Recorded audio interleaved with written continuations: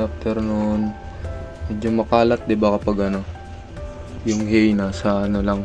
Tapos kakalatin nila lalo kapag kumakain sila. Ito yung mga damo-damo.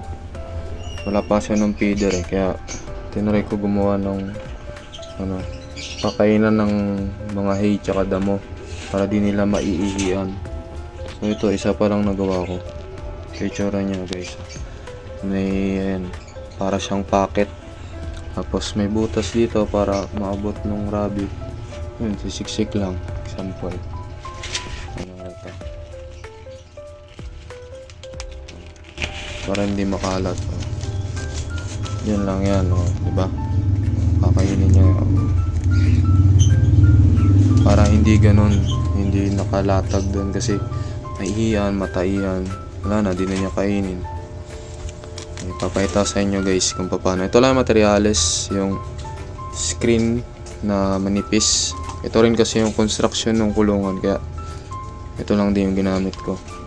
Mas maganda makapal kasi yung nipis nito nababali kapag binend ng masyado. So pakita sa inyo yung sketch ko kanina. Ito, guys, naintindihan nyo, ito yung sukat ko.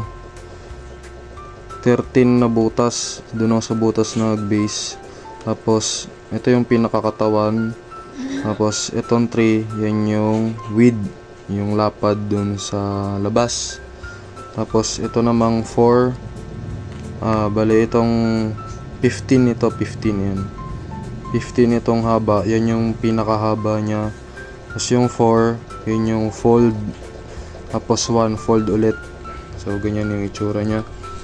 So gumupit na ako kanina, ayan, ritaso. Gumupit na ako kanina, 19 by 20 na butas. 19 yung patagilid, 20 yung pahaba. So pakita sa inyo. Okay, so ito 20 to. Tapos ito naman 19. So yung tatlong butas, yan yung fold natin para yan yung lapad nya, yung width. So fold natin hanggang sa 15. Dun sa may 15 naman pababa na butas, puputulin natin kasi ito papasok to. Tapos fold natin. Ayan, papakita sa inyo. Ito, gamit lang ang kahoy para guide ba. Yan, na-bend na siya. Yung dalawa, ayan, kita nyo. Tatlo yan, tatlong butas. Tatlo dito, tapos tatlo rin sa kabila. So yung pang 15 putulin natin kasi yun yung sa size ng kulungan ko 15 yung taas ng packet. So bibilang ulit ako. Yan, mali ako ng kanina, doon ako sa 19 nagtupi. Ito yung 20. So yan, tatlo, tapos bibilang tayo ng 15. So ito yung pang 15. Ito 15 to lahat. So puputulin ko ito.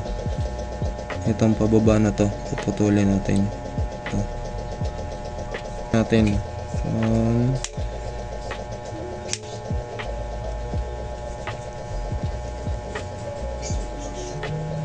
may itsura niyan.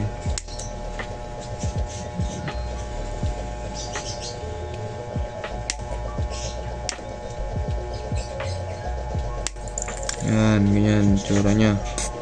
Ito rin sa kabila. Yan ganyan Ganyan din sa kabila. Yan to. Pero matuwid pa yan. Yan. So ayusin natin. Tutupiin na natin ng maayos to. Yan. Ganito na itsura nya. Pag natupiin nyo na ng maayos. Yan. Yan. Kasi ito naman, tutupiin natin itong isang square, tutupiin natin, tapos tutupiin ulit natin ito para magiging bibig siya. Pakita ko sa inyo, guys. Pwede yung kamay na lang kasi pag gamit pa ng kahoy, tatama dito. So kamay na lang yung gamitin nyo. Ito munang yan, ganyan. Ganyan itsura. Makwadrado na. Kasi isa pa ulit, tutupiin ulit to para hindi naman tatapon yung dahon o yung hay, para kahit papaano may konting pansalag ba. Pero dahan-dahan lang kasi minsan natatanggal yung joint niya, yung parang pagkahinang ng materyales. Parang nagtupi-tupi ng eroplano. Yan, ganyan yung tsura. Tapos cable tie lang yan. Lalagyan natin ng lalagyan natin ng cable tie dito. Lagyan na dito. Sa lagyan din dito para magsarado. Wait lang. So, cable tie. Hindi pa tapos to. Hirap din. Ayan to. Ito, lagyan lang to ng cable tie. Mga ends ba? Para ma-fix siya. Ayan, ito. Lagyan na. Ito rin lalagyan. Tapos okay na yun. Punta na tayo din. Okay na yan. Pwede na yan ganyan. At least may lagyanan ka. So, gupitin lang ito mamaya. Tara, punta tayo doon. Yan, dito na tayo. So, ito, sukat kasi nito 13 ito eh. Ito, 13. So, katabi siya nung yung water nila. Sinukatan ko hanggang dito. Nag-leave space, ayun o, tinan nyo. Balibag nila yung hay. Kalat yan kung di ko tinali. Dito, bala ko lagyan ng ng feeder, yung para sa pellet, para may space pa sila doon. Medyo maliit yung sukat ko eh, sa kulungan.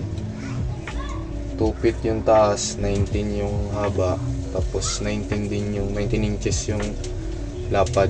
So, pag may baby, may harapan sila. So, yun dito. Bubutasan ko to dito. Gupitin hanggang 8 na butas din para magkasya yung ulo nila. Ito sa inyo may.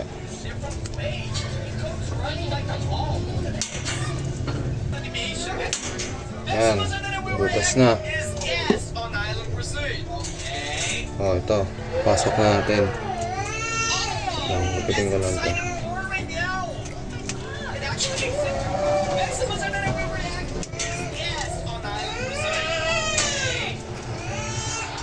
Ayan.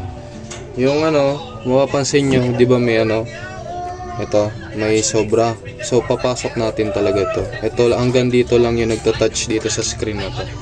So, yan, pasok yun. Yan. Yan. So, ayan, nalagyan natin ng cable tie. Taas, gitna, taas yun sa baba. So, ipitin na natin. Ayan. Yan lang.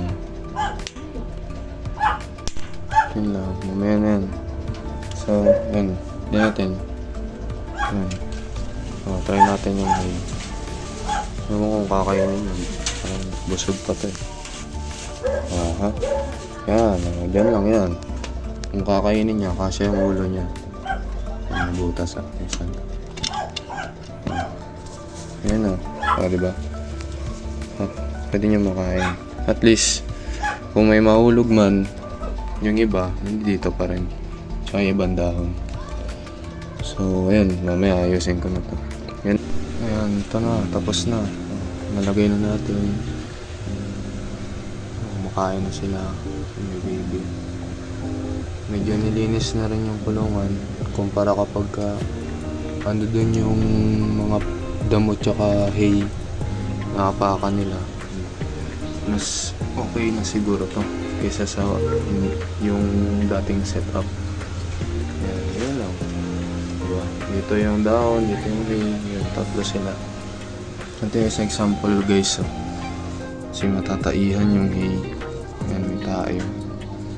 Minsan maihiyan, mataihan. Kaya minsan tagal nila maubos kasi ayaw na nila. So ito, mas malinis naman siguro to. Ito, manipis kasi masyado, natatanggal. So sa susunod baka kakapalan ko na lang yung screen. Ito kasi yung nabili namin. Mura lang, 400 lang. So makakagawa kami ng siguro kasya pa to, mga 5 ganito pa na kulungan. Mura lang gastos namin dito eh. Kahoy lang. Tapos puro tacker lang. Tapos tornilyo, ayan, para lang tumibay yan. Yung mga joint na bakal para mas magpatibay. Pero ayos to. 600 lang gastos namin dito eh, diyan sa kulungan. plus ito yung 400. So ayun, susunod ulit guys, thank you.